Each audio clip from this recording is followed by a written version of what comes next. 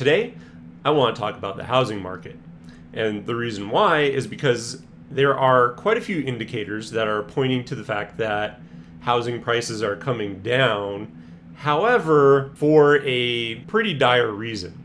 So what I want to do is I want to take a look at a video that Breaking Points has done that covers basically housing prices coming down across the US, and then provide some of my insights to why this is happening, the trend, and what I think you will see going forward into the future.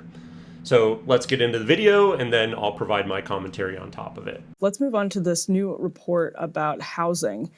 This headline here: more than half of U.S. homes lost value in the past year. More than half of U.S. homes lost value in the past year. And just right off the rip, this is totally what makes sense. And you can look to what I've been saying for a couple months now. Of course, because here's what the problem is, right? The price it inflated so quickly and it's so high now. And when you're looking at the reports and the facts that the average first-time home buyer is 40 years old right now, it's completely out of whack. And although people are trying to hold on for as long as possible, because that's the thing, is constantly in people's heads, when you see the number go up, like using my house, for example, I see it go up to 530,000, I think was what it topped out at on Zillow. Those are like Zestimate, right? So when I see that, I go, oh, well, it was worth 530. So I will not sell it for anything below that. Like, why would I let go of it? And I have a low mortgage rate, and so I can afford to, for the most part, afford to hold on to it for as long as I need. That's kind of the macro that you're seeing right now, at least for a lot of the housing, right? Because people either refinanced when the rates were low or they bought where it was low. Then the price shot up. And so everyone is holding on to it because they saw, okay, this is where it was. Forget about the fact that I bought it for, I think it was like 280, right? So I bought it way lower, and then the price shot up in a couple of years from when I purchased it. But you see that top number and you go, no, I don't want to let go. It's like a thing in people's minds. But the truth is, it shouldn't be worth that amount. Like, it's only worth that amount because private equity and foreign buyers are massively in the housing market. But if they were kicked out, then it would all deflate back down. But so everyone's holding on to it. And then there are a bunch of buyers that bought in at the top of the market because you just need a house, right? And at a certain point in time, you can't really, you should think about what are these outside factors that are influencing the cost to spike up as high as they are. But I mean, you have to buy a house sometimes. And so that has happened for quite a few people. They bought in at the top. They're kind of stretching themselves, and then everything else that goes along with it. I've been covering for week after week after week all these basically red warning signs saying the market is going in a very poor direction. I've covered job losses the last 2 weeks. And when that happens, at a certain point in time, it's only so long before, oh, well, I lost my job in tech. I got laid off from Amazon, AWS or something. And now, to scrape by, I can't find any other jobs because all these companies are going in and putting AI into the workforce to replace workers. So no one is hiring in tech anymore, which are usually very high paying jobs. And okay, I guess I have to DoorDash to meet ends meet or some other less lucrative job. And then people are getting foreclosed on. A huge portion of this, and there were two videos that I was trying to decide between. This one focused a little bit more on housing and less on the macro trends. And I want to talk specifically about housing, so I think that's very important. But, the macro trend of it is foreclosures are up 20%. And that is what I have been saying is the only way you're going to unlock this inventory is if things become very dire and people are forced out of their homes. And that is exactly what is happening. Those job losses are adding up. People who bought in, probably especially near the top, now they're completely screwed. They can't afford because they bought at an overinflated value. And also their interest rate was 6 or 7%. So then they just can't. I mean, the payment is outstandingly more. So there's people who are already locked in, like myself, where it's okay, I'm at like 3% or lower on the mortgage, right? And then also they have this huge equity that they saw increase, but they saw, okay, this is how much the house is worth and I don't want to let go of it and I don't need to. And then you're seeing the people who bought in at the top who are now losing their homes in foreclosures. And that's why you're starting to see at the very top a softening of, okay, there are more homes becoming available for very unfortunate reasons, but people still can't afford those because same thing, even if you're thinking, and again, I said 500,000, that's a pretty modest house in my opinion. But even with that, you need $100,000 for a down payment.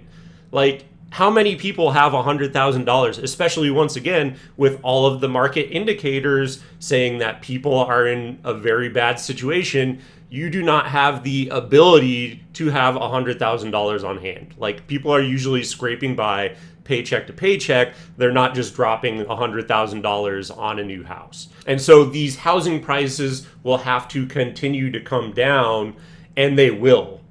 Again, this is just the beginning, right? I fully expect that this is a trend that's going to accelerate over the next couple of months. But this is just me pointing out that, yes, I think I was correct, and laying out the entire picture for you so you can understand why this is happening.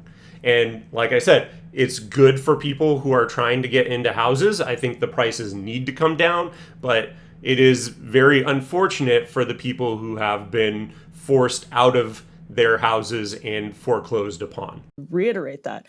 The story says home values are falling for more than half of the nation, the biggest share in more than a decade, when the U.S. was still struggling to claw out of the Great Recession. As of October, 53% of homes in the country had lost value in the past year, according to Zillow data. Nationally, home price appreciation has been roughly flat, but that figure masks large regional disparities. Home prices are falling in much of the Southeast and parts of the West, while they're rising in many cities in the Midwest and Northeast. Ryan, right off the... And I think part of that trend, right, where, okay, in these established gigantic cities with very large populations, those are the ones that are falling, is because I think that's where the prices became wildly overinflated. I think it happened everywhere, but as someone who enjoys casually scrolling through Zillow in weird places, just all over the place, all different states, all different locales, all that kind of stuff. The reason you're seeing the drop is because, like, I'm in the Southwest. And so when you see the prices, like I said, my house went up 100% almost from where I bought it. And so when you're seeing those types of trends, of course, it flew up way too high from what it should have been. And so those are the ones coming back down to the mean, because that's where people probably bought at the top, and then they are being foreclosed upon. So as they're losing their jobs and all those kind of macro trends that I just talked about. But then there's probably also a subset of people who, and trust me, this has been tempting for me as just kind of a recreational Zillow browser, but I have looked at places in like Oklahoma or, northern Texas, or places, again, that they said in the middle, the Midwest or the middle of the country, where you look at it and you go, okay, well, I could sell my house, and there are people who, their valuations are much higher. They could have $1 million home, and I could get something that is on par or better, especially if you have a remote position in one of these areas. I could get a house that literally looks like a mansion, pretty much. And again, my house is modest, but I could do that, and it would be like, it would cost me $300,000. So there's probably some subset that are taking advantage of that opportunity. where you say, okay, yes, it may not be the most ideal place, but if I can lock in and then use the equity that I gained from my house in one of these hotter real estate markets, and then move out to a more rural, just kind of chill, especially I think as people are, becoming stressed out, paying attention to politics and stuff. Well, if I can, maybe find some place that's completely paid off, that takes one of the largest expenses off my plate, then I will, be much more calm about, okay, I don't have to worry about this concern of the house. And I think that's honestly probably one of the smarter things to do. I'm refusing that because I like where I live. But if I was making a purely what is the most intelligent financial decision for my future, looking at those houses and comparing and saying, I can sell what I live in now, go move to one of those places because I spend, aside from running, which I enjoy doing, most of my time is spent inside, and I can do that from anywhere, right? Making these videos, it doesn't matter where I live. I'm able to do that from anywhere. And so once again, as you're looking at that kind of stuff, if you're looking at that from a purely strategical mindset, absolutely that's what I would do. And so it makes sense why the trend is that you're seeing here, that people from basically all around the coast, all the borders are moving towards the center. And so the center of the country is seeing a bump while the rest of everything else basically is softening. Matt here, what do you make of the geographic disparity? Yes. So you've got the Southeast and the West and also Texas, and the Southwest, like Phoenix, Las Vegas. So a couple of things going on. Florida has its own, I think, somewhat unique situation where it's basically anybody who's watching this from Florida can testify to this in the comments. It's getting extremely difficult to get insurance, and they're probably going to need some sort of government bailout in the future to just make mortgages possible. Because to get a mortgage, you need insurance. And he has a good point about this. And the thing to think about is that I feel like the rest of the country is getting fed up with places like basically subsidizing. Because that's what insurance is, right? Is that if you live in a place with almost no natural disasters, the cost of all of that gets subsidized. So when California burns down constantly, or when Florida gets hit by hurricanes and those houses get flooded out, well, the price of those insurance policies also gets spread out across the rest of the US. So I was looking to possibly move my homeowner's insurance because I got kind of locked in at a very low rate before the market went up and before, all this kind of stuff, before all the natural disasters that seem to be constantly happening. Mine's kind of stuck in that spot for when I first got it. And I went to go look at, maybe I, move it in with what I'm paying, the same provider, right, as I'm using for my car. Because I moved my car, because the same thing happened with my car, where they were just insanely ramping up the cost of my car by 20% every single time I went to renew, which was every 6 months. So then I went to go check, okay, maybe I'll move it over and I can save some money on my auto insurance. And it was 4 times the cost. I was like, no, absolutely not. This is wild. I'm not doing that at all. And that's the thing, is because now when you go to buy it, even if you're in a place where there is almost no need, the only thing that could ever happen is I need to replace my roof eventually. That's the only thing that would ever happen where I live. And that's just basically it's wearing out over time. And so when you're looking at that and then you're having to subsidize it, well, then the people in all the other parts of the country are getting pissed off that they're having to subsidize, those people who live in the more prone areas to natural disaster, and they're having to start to hear from it. So it's a very good point that he's making. And I think a big component of that is the insurance companies having to accurately reflect and say, look, if you live in one of these areas, we can't continue. Like, yes, we can sort of subsidize it, but at a certain point in time, some insurance carrier is going to come out, if they haven't already. I haven't been following the macro trends, but some insurance carrier could come out and say, okay, we're not going to cover those areas and we're going to offer a much lower rate. And that's exactly what's going to happen. Once again, because everyone is getting, if you're not having to ever utilize your insurance except for once every 30 years or something like that, then yeah, like, why am I paying such a high rate? And so I think that, again, that's a macro trend that I think is going to happen. And so, yes, it is going to be, you're going to pay a more localized rate. And then, yeah, it's going to become unaffordable, literally unaffordable, just because the amount of times that these places are getting hit with natural disasters, and then also the building costs associated with having to fix up the houses and the housing costs in general, and et cetera, et cetera, et cetera. So, of course, that's a trend that you're going to be seeing.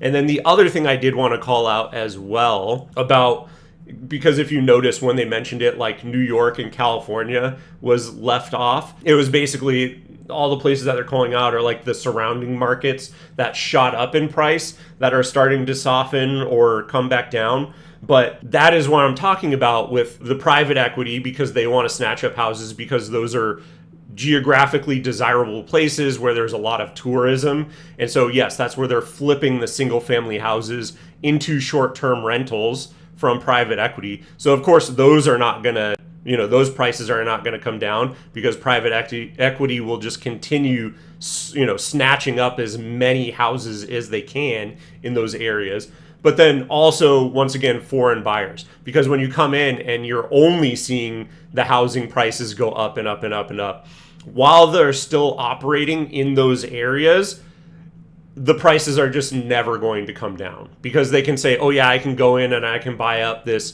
multi-million dollar, a few $1 million houses, and that's a store of my wealth in the US, where it seems like, yes, the costs of housing just continues to go up with no end in sight. That's why you're seeing that it's not coming down in those places, is because there's other things going on that are bastardizing the actual market forces that, yes, when you're seeing people flee after COVID, when you're seeing all these types of things, the market surrounding them softening, you should see the prices come back down, but you're not seeing that. In fact, they've continued to creep up, and that's, again, something else that I wanted to call out, because it's just interesting that as they were listing off the cities that are falling, which are all around California, and, this is the East Coast, but Florida is part of that as well.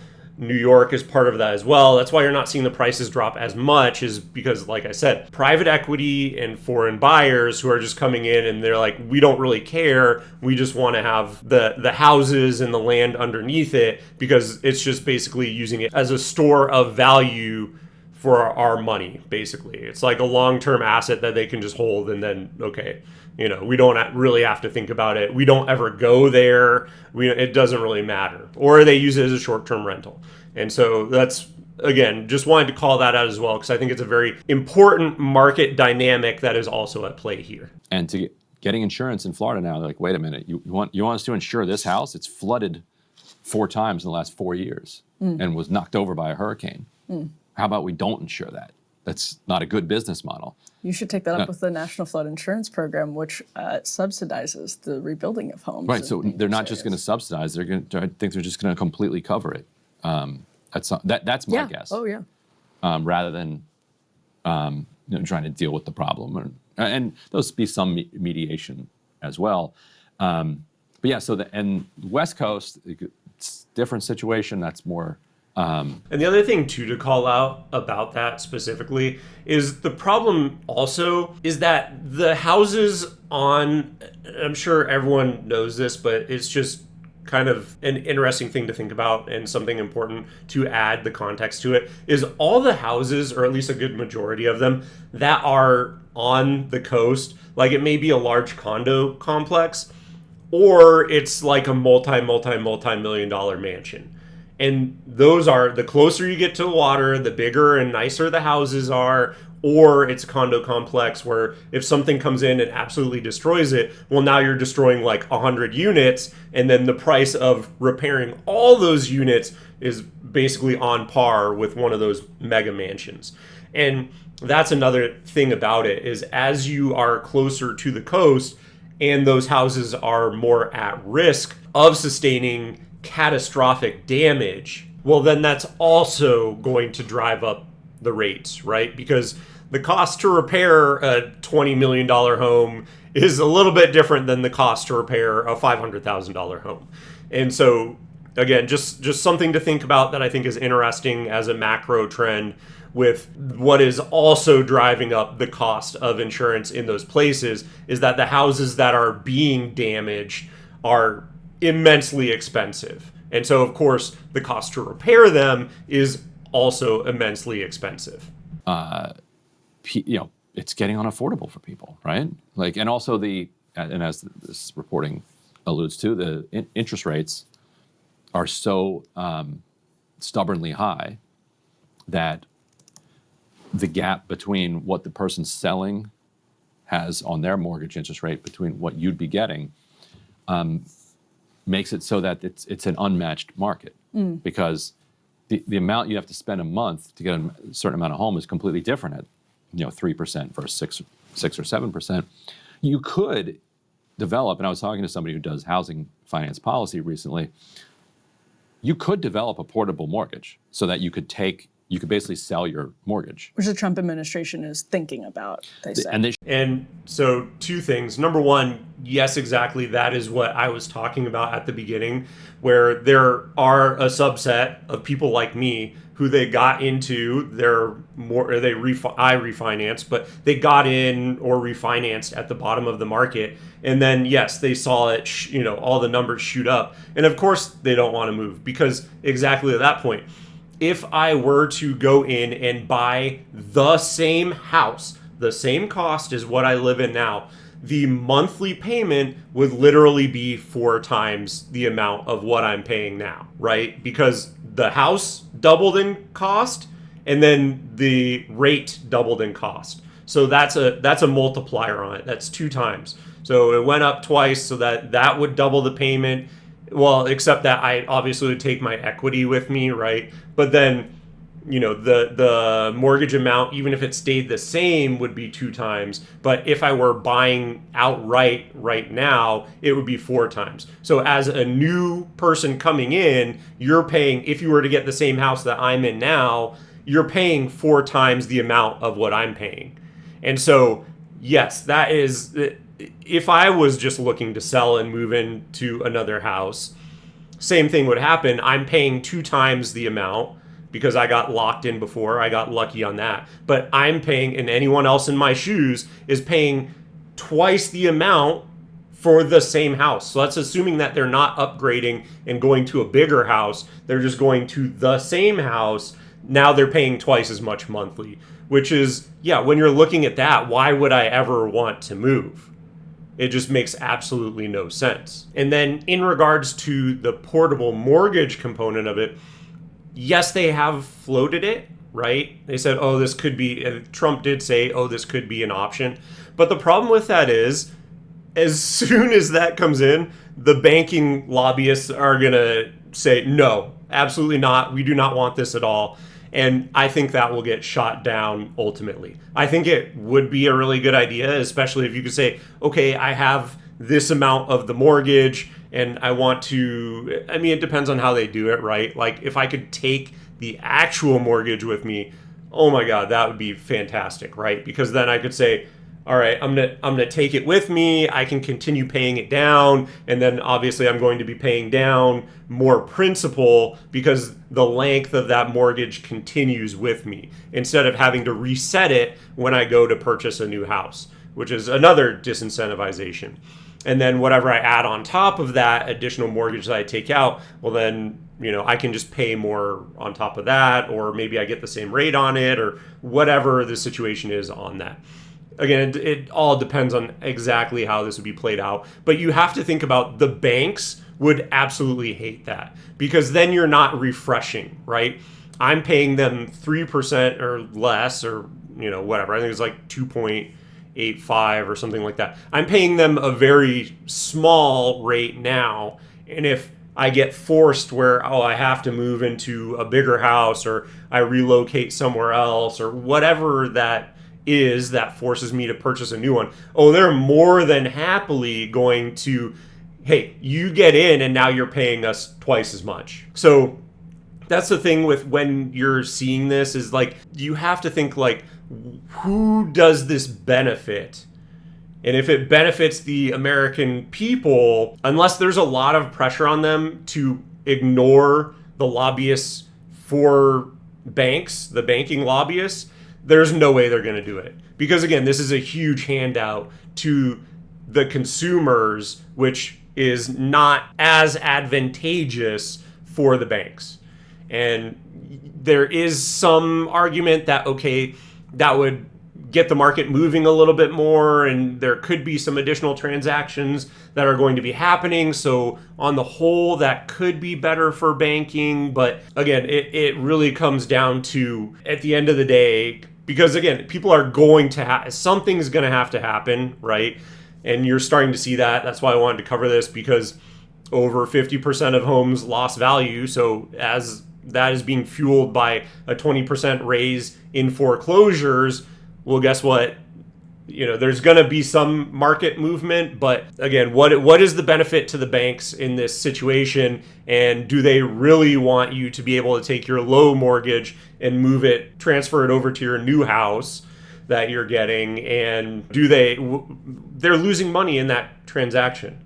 Not losing money, but versus a 6%, you having to get a new mortgage at 6%, absolutely they're losing money in that scenario on the whole, right? In the aggregate. So that's just something that you have to think through, and like, okay, so what is the actuality? Do we actually think this is going to go through? I don't think so, but we'll see what happens. Like it would require you, because the problem is right now we bundle all our mortgages into these securities. We create these mortgage-backed securities. So the bank that makes the loan sells the loan immediately, and they slice it up and send it out and securitize it. So the people who hold those securities don't want you to be able to have a portable mortgage. So you'd have to basically unroll those securities by making those investors whole somehow, or just seizing them. So you have to do something so that the bank can kind of retake control of it, and then you can move it. Then it's totally fine. You have a 3% mortgage, and you want to keep it, you can keep it. You have to move. You can sell. If you like your mortgage, you can keep it. If you like your mortgage, you can keep it. Yeah. Try that line out. If you ran on that right now. Where have we heard the promise of that before? Did that follow through? No, it did not. So yeah, again, it is something that would be great, but do I think it's going to happen? No. And if you like your mortgage, you can keep it. If you like your healthcare provider, you can keep them. Doesn't seem to have worked out all that well. So call me skeptical, but that's where I sit on it. You'd have tens of millions of homeowners who'd be like, yeah, I do like my mortgage. I would like to keep it. That would go well, yes. Yeah. And I just want a different house. Right. And somebody else can live in this house. How about that? Called a market. Buy and sell things. Instead, we've just completely frozen the market. Well, it would definitely help with the phenomenon of boomers who are in houses that they want to downsize from, but right now it makes no sense for them to sell, and they'd have to pay just as much for the smaller house. Right. With a 7% mortgage. Exactly. And I think that is the smartest point, is that yes, the who that would help the most, right? Yes, it would help out for other people who need to upgrade, and okay, I can keep my mortgage, but the thing that is basically freezing up the inventory the most is people who are retired, they had a larger house, or maybe they are empty nesters, right? They had a 5-bedroom, 4-bedroom house, and now all their kids have left. They don't really need all those bedrooms. And so, yes, it would be nice if they could move to another house, but maybe they refinanced when the rates were low, or they already had a low rate to begin with, or whatever that situation is. And now, yes, if they wanted to downsize, yes, they could sell their house and get a ton of equity. But then if they went into a smaller house, assuming they were not just paying it off outright, right, a cash deal or something like that, from that equity of the house that they're selling, whatever mortgage they took out, against that new house, well, now the rate is so much higher that, like, okay, again, it's a 2x. You could move into half the house, so you go from $1 million to a 500,000. But then, if you still have a mortgage, well, then that mortgage cost, you're basically paying, assuming you're financing the same amount, right, proportion, you're still paying basically the same amount as you were for that gigantic house. So you look at that and you go, why would you ever want to move? I came from a nicer or larger house, moving into a smaller one, and I'm paying the same amount. Why would I ever want to do that? No one is going to do that. So I think especially for seniors or anyone who, empty nesters or whatever, those people, yes, that would be a tremendous boon to them. So they could get out and clear up more inventory for people who need larger houses because they're growing families. Exactly. As they're paying on their 3% mortgage on their bigger house. Right, and they're in houses, which would be great for Gen Z and millennials, like younger families, and they know that would be great for younger families. They wish a young family could move into them, but it doesn't make any sense for them to sell, even though they want to downsize and other people want to upsize. So that actually would help with this disastrous generational mismatch right now. Mm-hmm. Right, so, but it's like, the question then becomes, is the United States capable of actually governing? Like, can the United States do policy? Spoiler alert. No. I don't think so. Yeah. It's wild. Like, we're just basically on. And that's the thing why I bring it up all the time, is that there are such easy solutions for how to fix any of these sorts of things. And then they get so far down the path and or they come up with a solution that, okay, the number one solution to this would be get private equity and foreign buyers out. But then they come up with something like this where it's like, yeah, that would be a solution that would help somewhat, right? It wouldn't drive the housing back down to where it should be, but it would give some relief and some help to people. But then, again, the banking lobbyists are going to see this and come out and absolutely not. We cannot do this. No, you cannot vote yes for this. And so that's exactly what's going to happen. Like I said, like they said, is it going to happen? No, because that's not where the interest of the money lies. And so, of course, that's not going to be a solution that is going to get passed at all, because people are going to get paid off not to do it. And that's where we're going to be, unfortunately. And it's gross, and it's sad, quite frankly, but that's where we find ourselves. And eventually the people in power right now are going to get thrown out because of how bad this is for the average American. Like some type of cruise control. Mm-hmm. We're just rolling. Like, people can have ideas, and the public can have a will and demands, mm-hmm. but the government just doesn't do anything. Mm-hmm. Aaron Wren, who's a really interesting Substacker, he just yesterday sent out a very interesting piece on two dueling pieces in the Wall Street Journal, actually, where one is about the luxury economy doing just incredibly well, which is fascinating. I mean, markets are up and the luxury economy is doing well. So like luxury hotels, charging more money, doing really well. But there's also a piece in the journal about how people are now diluting their Clorox and their Windex to pinch pennies, essentially, because it's getting too damn expensive to continue buying more and more Swiffer pads or toothpaste. This is where one woman in the story draws the line at diluting her toothpaste. But these are two stories in the Wall Street Journal essentially at the same time. And that's the gross thing, is it's like 50% of the consumer economy is that luxury market. So literally like the top 10% of the U.S. consumers, like the highest income earners, are accounting for 50% of the consumer economy right now, which is just insane, because historically it's been, I believe, as low as like 33%, which is still huge, but at the same time, like 33 to 50% is a wild increase. And so when you're focusing more on those people, you're not really accounting for what's actually going on. And a huge amount of the ecosystem is stuff that sells to the average person, right? If you think about, like they're saying, consumer goods like cleaning goods, toothpaste, all these sorts of things, people are, and as I covered recently, ketchup, right? These things that are just, it's not even like frills, right? It's like barely essentials, like right outside of essentials. There's essentials, and then there's like ketchup, and I would almost even say cleaning supplies and toothpaste are more essential, not 100%, but when you're looking at these types of items and people, it's just completely dystopian. And that's the problem with it, is it's worse and worse and worse. And the people who are in that top percentage, right, top 10%, are completely disconnected from what's going on.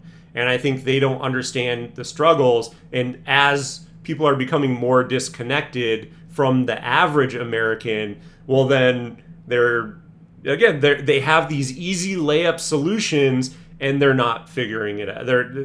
It's not even that they're not figuring it out, they're refusing to do it. And again, I think things just will continue to get worse until eventually it's going to come to a point like it has for houses right here. I think it's starting to get to that point with the houses where it's so screwed up that the market is correcting itself in the worst way possible through foreclosures. But this is exactly what's going to happen with everything else. And I've called it out in a recent video, but this is where, oh yeah, the people who are making toothpaste, the people who are making these cleaning supplies, they are going to have to start lobbying for the average American, because all of their sales are going to continue to go down. And I covered it. All consumer products are down 5%, the total market of it. But they're going to continue coming down, and they're going to have to do something. They're going to be forced to stand up for the average American and provide them some breathing room so they can once again be on a trajectory of, okay, now instead of people diluting our products, we're selling the same amount that we were selling before. Yes, they're going to have to drop their prices as well, which is great for the consumer, but there's going to have to be, the non-negotiable costs are just way too high. And so they're going to have to fight on the side of the average American to reduce those costs as well, which will be great. But that's very dystopian and sad that that's what we're essentially relying upon for some sort of consumer relief. And it gets to, as he goes and quotes this Financial Times story that was very buzzy when it came out, the top 10% of earners now account for almost half of all spending, up from about a third in the 1990s. The layoffs, quote, layoffs are surging, consumer sentiment has fallen by 30% year to year to near record lows, and 3 out of 4 Americans tell pollsters that the economy is in fair or poor shape. And they say the share of Americans who describe themselves as middle class has dropped from 85% a decade ago to 54%. Over 40% of Americans consider themselves lower or working class. And so that's, there's a lot that you could read into how we describe ourselves. It was true for years that most Americans, whether they were middle class or not, would describe themselves as middle class. That an 85% number was kind of a constant. And it was a cool thing, actually, about the US, that even people who weren't middle class were kind of aspirationally middle class, or they felt like the word middle class described them because... And that's exactly right, because... called it out as well. As we basically did globalization, we widened the amount of people who we shoved into that middle class, right? So white collar workers. And so all those people, that's why 85% saw them as middle class, even if they were not. And because they had cheap consumer goods and there wasn't this runaway pricing yet on housing, on healthcare, everything was generally in check.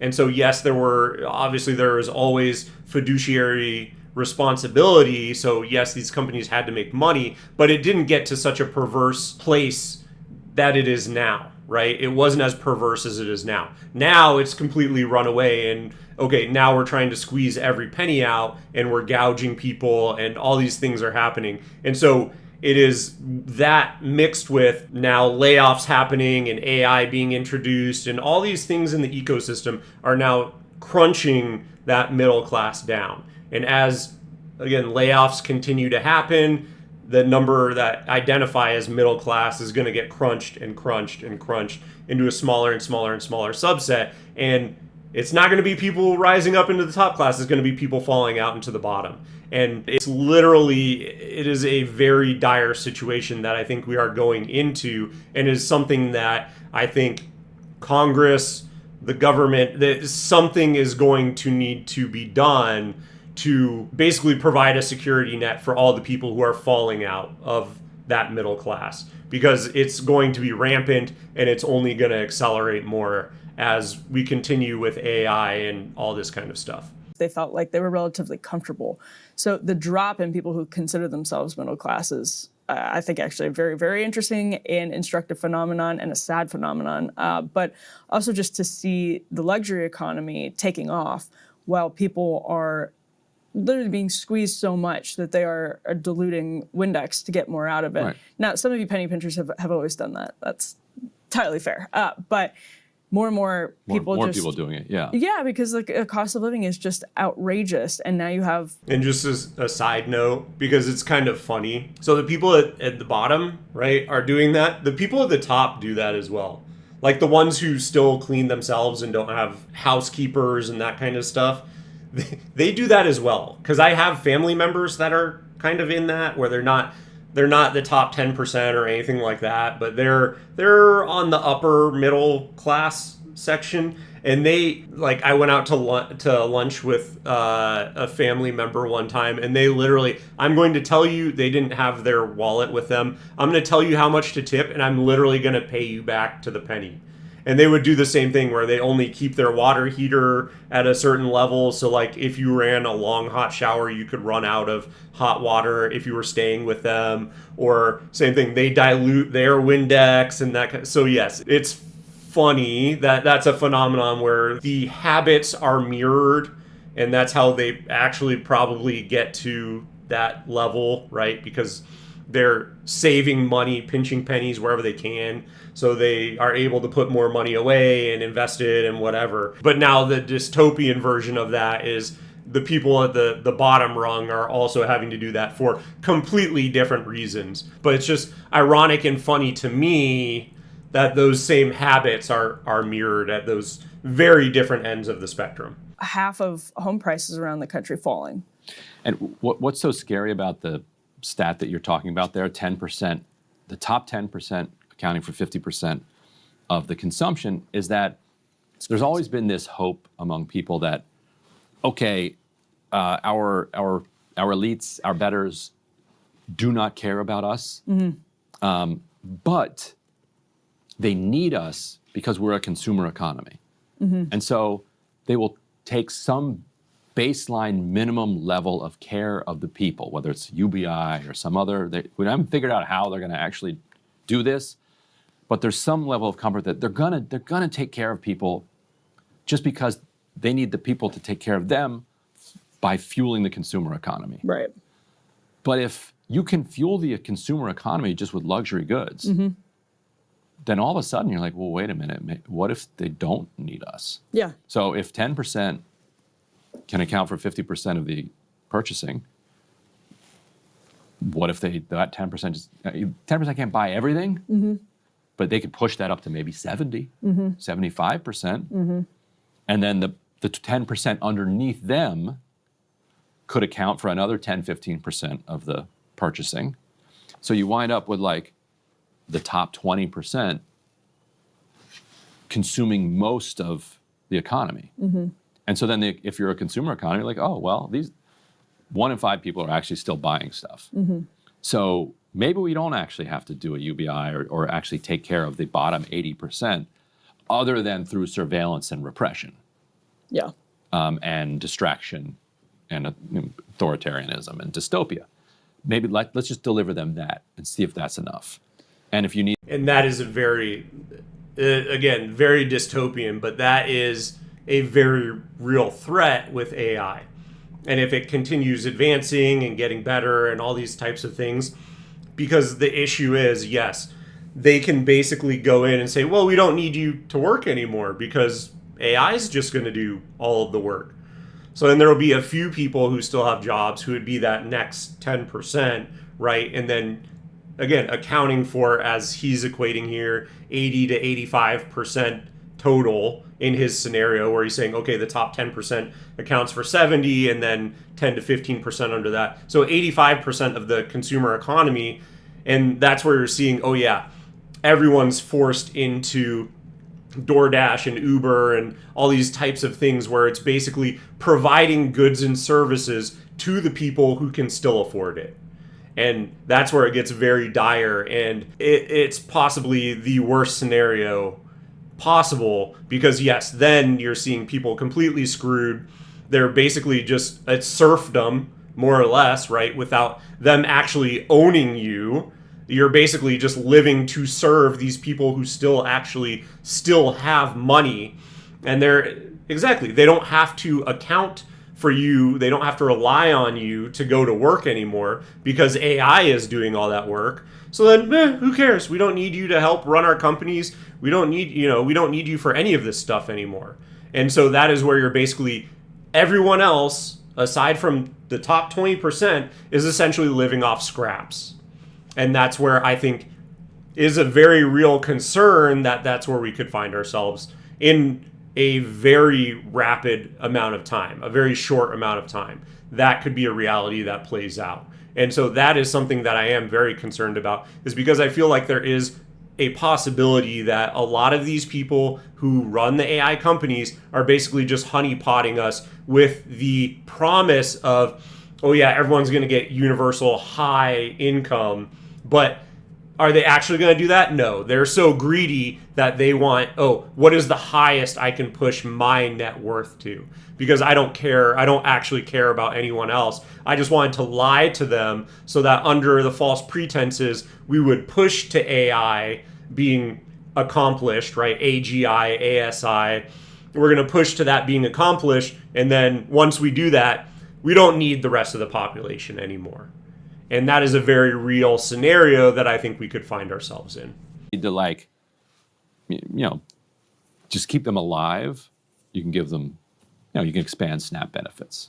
And so Neil Ferguson and the worst thing about that is what he's saying there. I don't even know that they would actually need to keep us alive. I mean, at a certain point, it might be, yes, just so that there's no revolution. But if you just keep going the way that we're doing, think about the population collapse that's happening all over the developed world.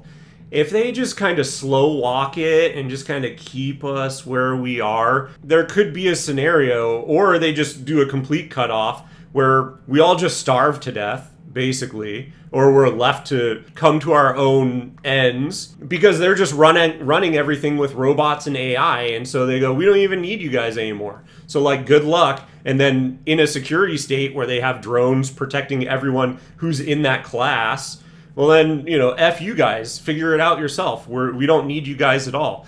And that could be, once again, if they don't need us for anything, then what is keeping them in line?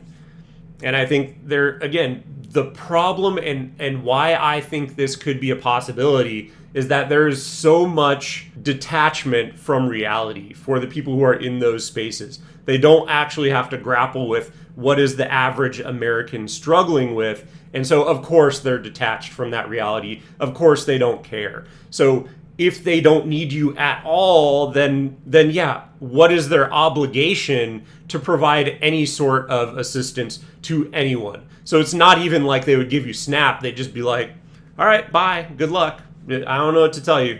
Figure it out yourself. And it could be that an entirely separate economy if you think about going to San Francisco or any one of these huge, cities with all this homeless population already. Okay, well, you see them rolling out their own little, homeless markets in certain areas, and it's a barter economy. Maybe that plays out for the rest of the 80% of the economy that's not in that top 20%. I think it's a very distinct possibility. Again, it's a very dystopian one, but it could happen. I had a piece actually in the Free Press recently where he points out this is where it gets really scary. Financial Times columnist Ruchir Sharma estimates that AI companies account for 80% of the gains in U.S. stocks this year. Not a surprising number if you've been following this, but a stunning number nonetheless. Ferguson goes on to say, blogger economist Noah Smith notes that, quote, more than a fifth of the entire S&P 500 market cap is now just three companies, NVIDIA, Microsoft, and Apple, two of which are basically big bets on AI. Ferguson points out the Mag 7 account for more than a third of the S&P 500's market cap.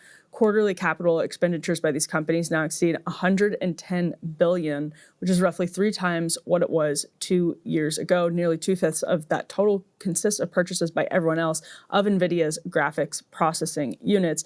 Ferguson goes on to point out how circular. He's basically illustrating what's pretty obviously a bubble because of how circular the spending on AI often is in the NVIDIA's circular investment scheme, which we are going to look back on after this bubble likely bursts as being an like insane way. You're going to look at it like subprime, like an insane way to organize. And all you basically have to look to for this is that deal that happened between OpenAI and Oracle, where it was something like Oracle issued OpenAI a certain amount of stock, and then there was the announcement that there's going to be $100 billion investment between the two, and then the amount of stock that was issued, literally it went up the entire amount that it was announced that they were going to. So the stock basically went up and met that $100 billion just on the news. So there's not actually anything that was done.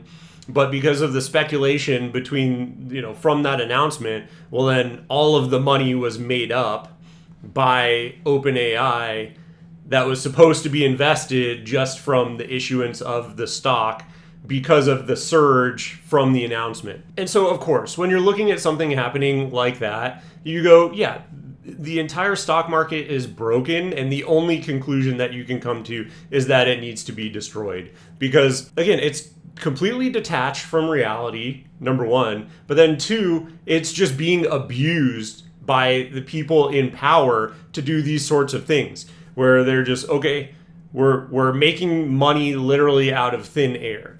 And so when that is happening, like, it is just so frustrating to me, because it's completely, like I said, there was nothing actually done. It was just on an announcement, and then they made $100 billion because of the stock gain on the stock that was issued to OpenAI. And so you just go, like, what are we even doing? This makes absolutely no sense. And of course it's a bubble. It is completely undeniable. And when you're seeing stuff like that, like I said, that's the perfect example. Nothing was done, and the valuation on the stock issuance went up $100 billion.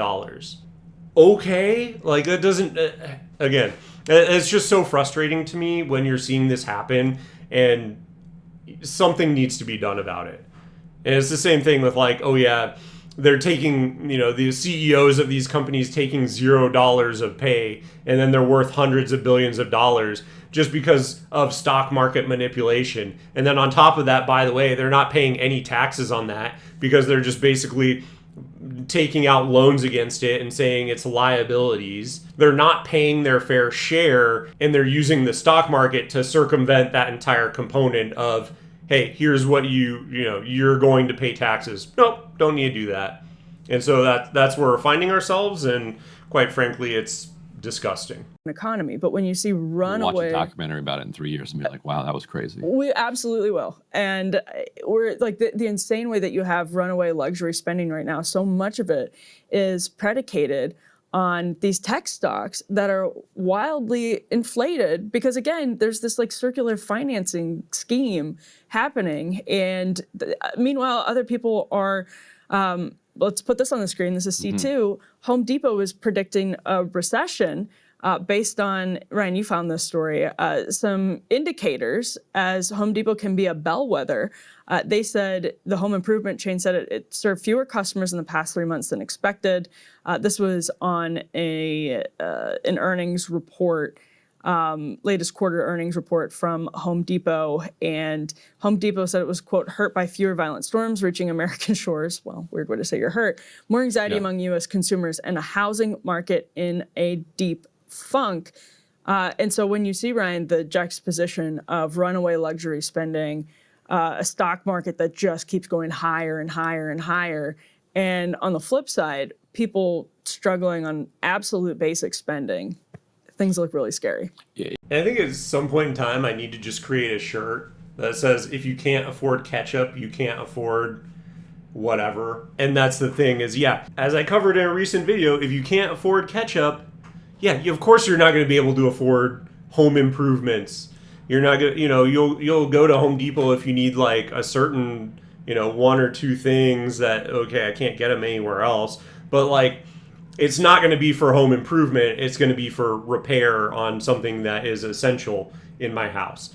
And so, yeah, that's where we find ourselves. And that's completely unsurprising because all consumer goods are basically losing ground here. They're losing people coming in and actually purchasing things because people just can't afford anything. So again, this is just following in that trend. I like that side note too.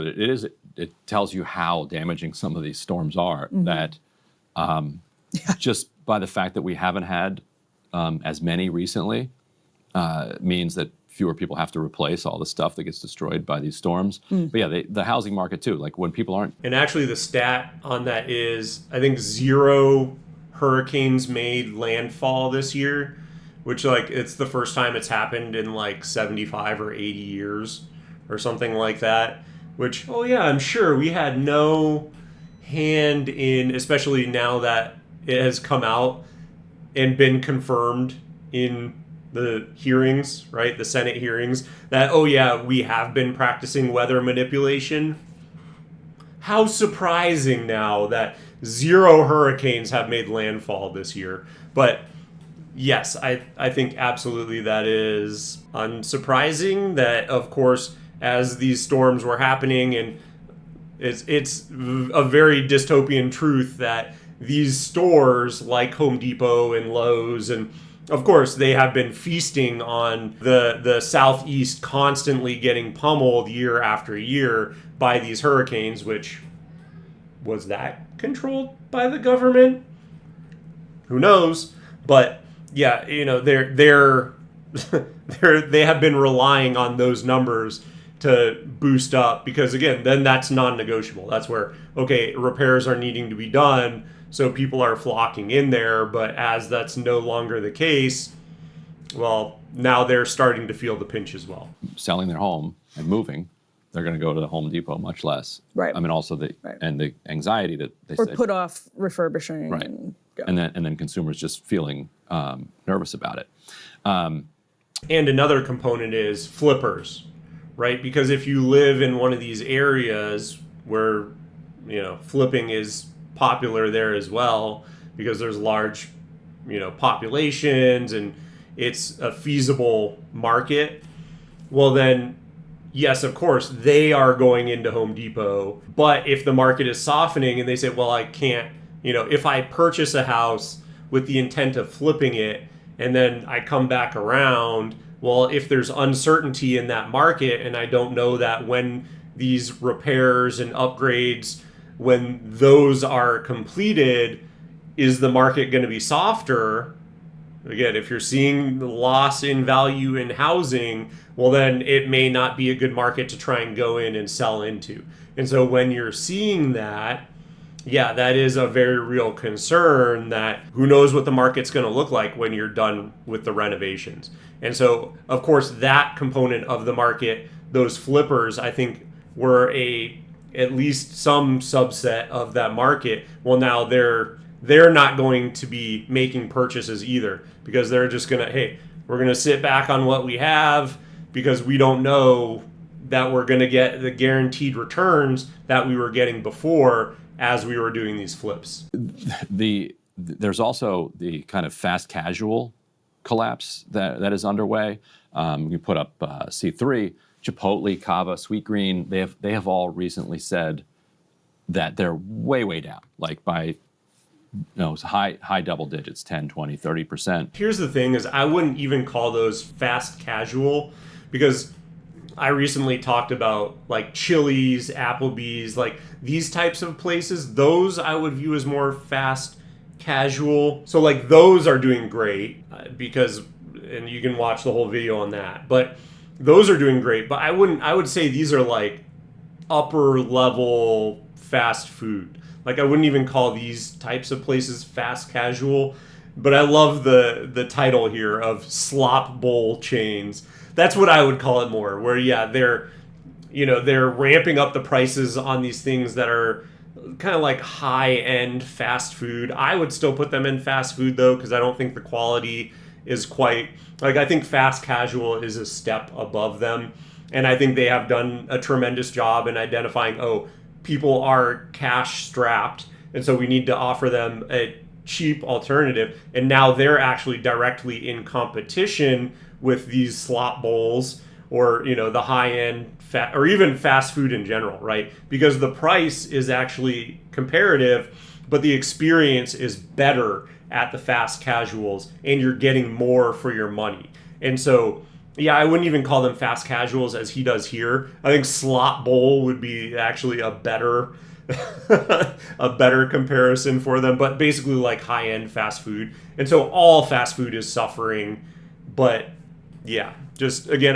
it's something that I don't really like how he calls them fast casual, because I see fast casual as like a different niche, and I think they're actually performing tremendously well, like those Chili's and Applebee's and those sorts of things. Also, why are we calling these slop bowl chains? That's in the Business Rude Insider Business headline. Insider, come on. Stop it. This That's stuff's good. gross. It's not This stuff slop. is so good. No, it's slop bowl, 100%. And here's why they're calling it that. In my interpretation, is because you're just throwing stuff into a bowl. So like, and as the quality is going down and as the price is going up, what else can you call it? Like, yes, there is a large amount of affinity, but recently one of my shorts basically did amazingly well, and it was basically customers are fleeing Chipotle. And for the exact reason why everyone is feeling this way towards these type of chains where, you're just throwing stuff into a bowl and everyone's getting pissed off that the quality is going down and the price is going up. And when that's happening, what else can you call it other than a slop bowl? And again, the reason why I don't like labeling it as fast casual, I would even call it upper level fast food, right? You could label it as that, but again, fast casual I view as a completely different segment. So I don't like labeling them as that. All delicious. Although Chipotle's problem is they got rid of the honey chicken. But in all seriousness, actually, Brian, you have a theory on this being Ozempic related. I feel like there's some GLP-1 going on here too. So they're saying, and they know what they're talking about because this is their business. They think it's partly, and I think absolutely they're right, that people are hurting and don't have the same amount of money. The number of people on some form of Ozempic or GLP-1, though, is astronomical in this country at this point. And the kinds of people that would care enough about their kind of health to try to shed some weight, I would assume there's a significant overlap with the kinds of people that would eat it like Chipotle, Cava, Sweet Green. And when you're on these GLP-1s or whatever they are, you just don't want a $20 salad because you're not hungry. you're going to eat like a quarter of it at most. You can't, like a giant burrito, you're like, that's like a week's worth of food right there. Right, exactly. And that's adding up. Like when Ozempic first came. That's a fair theory. I don't hate that.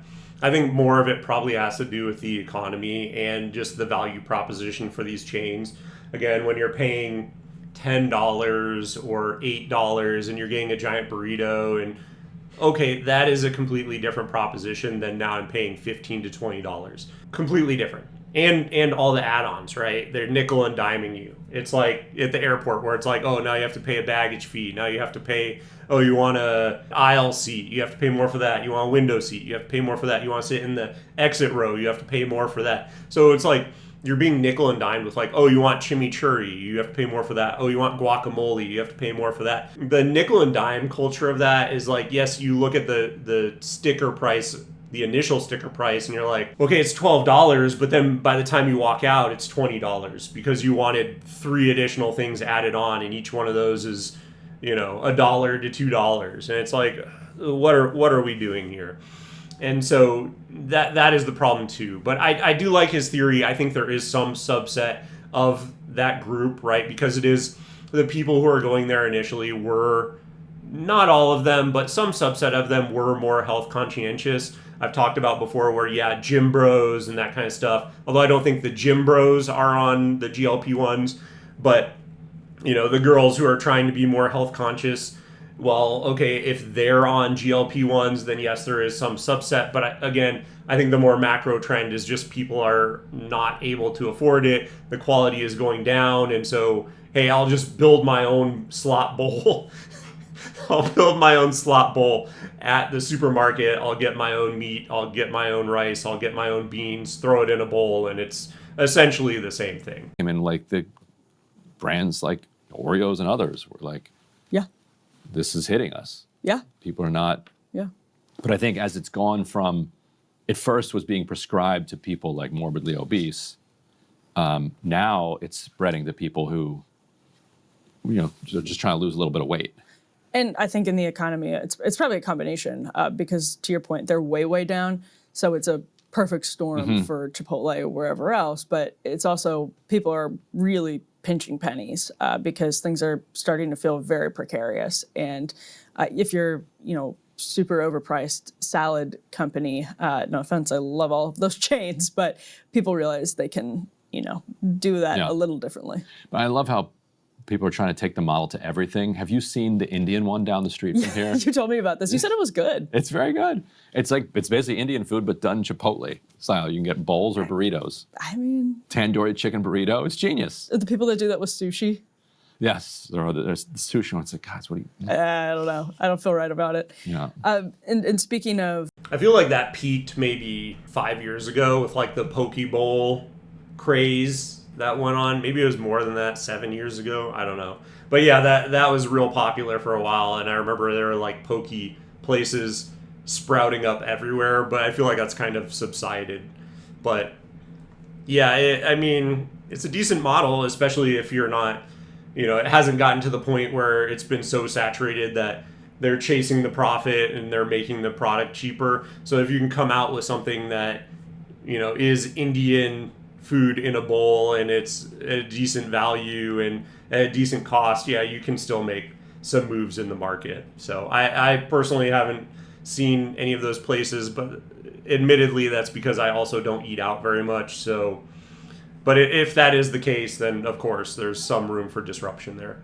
The tech stocks, we can put C4 up on the screen. Big antitrust win for Meta yesterday. I'll read a bit from the CNBC story. Meta won its high-profile antitrust case against the FTC, which had accused the company of holding a monopoly in social networking. What a shocking accusation. In a memo opinion released Tuesday, Judge James Boasberg, familiar name, of course, Boasberg, he of the many contentious radical Trump leftist, cases. right? Yeah, radical left Judge Boasberg. Said the FTC failed to prove its argument. The case initially filed by the FTC 5 years ago centered on Meta's acquisitions of Instagram and WhatsApp. And here's a quote from Boasberg in this memo opinion. Whether or not Meta enjoyed monopoly power in the past, though, the agency, FTC, must show that it continues to hold such power now. The court's verdict today determines that the FTC has not done so. A judgment so stating shall issue this day. Ryan, these were, interestingly enough, Obama-era mergers, and some of the big Obama-era mergers that people just were blazed right through. Yep, snatch them up, it's all fine. And immediately you started to recognize the consolidation when Meta snapped up those companies. But it was, at the time, the Obama administration was barely giving it second thought. Right, yes, that was one of the huge turning points in our economy. And I think that's the thing you have to think about too, right? Because at that time, and this is why they may have issued that ruling, is because at that time there was no Snapchat, there was no TikTok. There were even less companies around, right? Less platforms. And now there are more. Do I still think it's a monopoly? Yeah, I mean, that's a lot of, because you think WhatsApp, you think Instagram, you think Facebook, like these are all huge platforms independently. And so when you're thinking about it, yes, I think that is still a monopoly, but whatever excuse they can make, oh, there's these other platforms out there now that are quite large, well then, okay, we can get away with not having to actually break them up. And then you also have to think about who's actually manning the guns, so to speak now.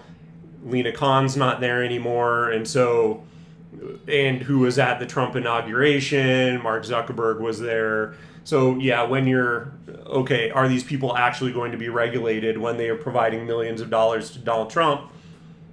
Where's the incentive there? So yeah, it's disappointing. It would be nice if they were broken up and they actually had to compete, and then, that would basically create more jobs, but no, of course not. That would actually be good for the average American, so let's not do that. That the Obama administration was so corporate controlled when it came to its competition and anti-trade policy that they allowed this stuff to go through. It effectively, what the judge is saying here is that, well, maybe they were a monopoly then, but they suck so much now that people have moved into TikTok, and TikTok is such a significant competitor. And you got Twitter, and I was about to say you've got Threads, but that's another meta one. You got Blue Sky.